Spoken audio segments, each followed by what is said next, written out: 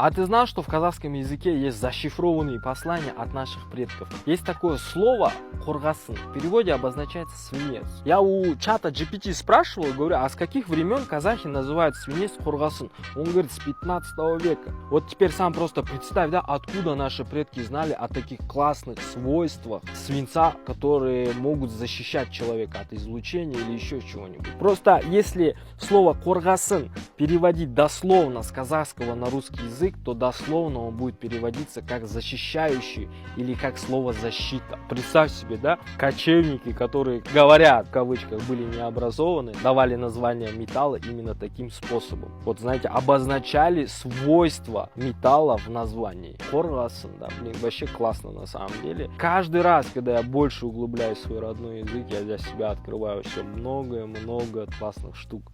Поэтому изучайте свой материнский язык. Люблю вас, казахам.